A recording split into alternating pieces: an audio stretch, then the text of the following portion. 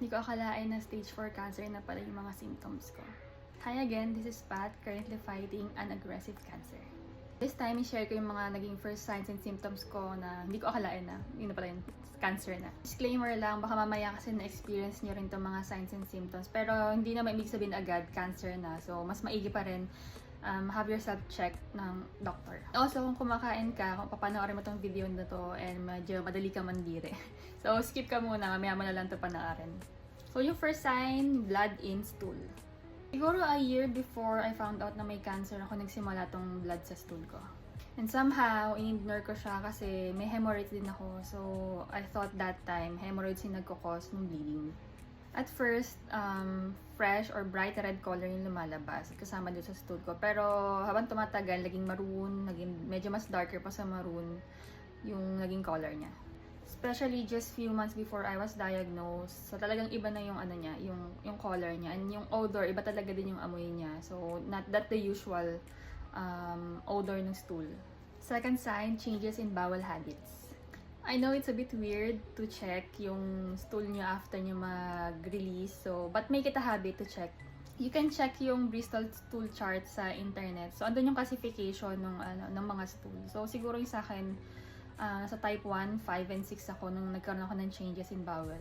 Tapos, with those type of stool, madalas siyang may kasama rin talagang blood.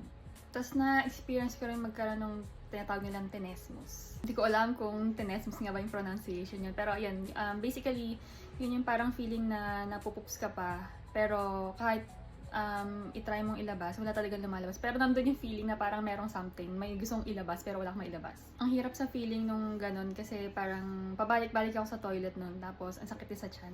So, ang nangyayari, multiple times a day akong pabalik-balik sa banyo. So, talaga medyo nahirapan and naapektuhan na rin yung day-to-day activities ko. Number 3, food sensitivities.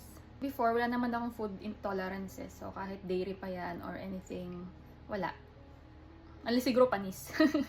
Ano yun, months before my diagnosis, napansin ko, kapag umiinom or kumakain ako ng cheese or anything na may dairy, butter, hindi malansa, mamantika, ayan, medyo nagloloko na yung tiyan ko. Pero minsan may mga random or out of nowhere na nakakapag-trigger din ng pagloloko ng tiyan ko. So, yun. Pero mostly, dairy products. Number 4, weight loss.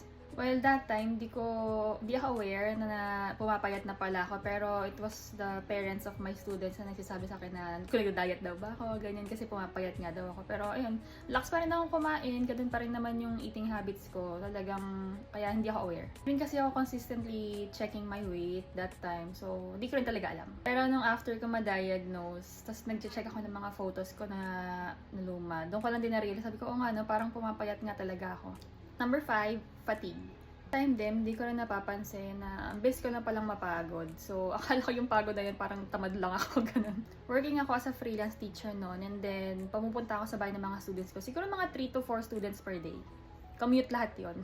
Mga times na hindi ko na natatapos yung class ko for the day, like yung mga siguro pangatlo or pang-apat ko na student, hindi ko na napupuntahan kasi parang medyo nadidrain na ako. I beat myself up because of that kasi akala ko parang making excuses lang ako na ayokong tapusin yung trabaho ko for the day, pero hindi ko alam, yun na pala yun. Talagang pagod na talaga yung katawan ko.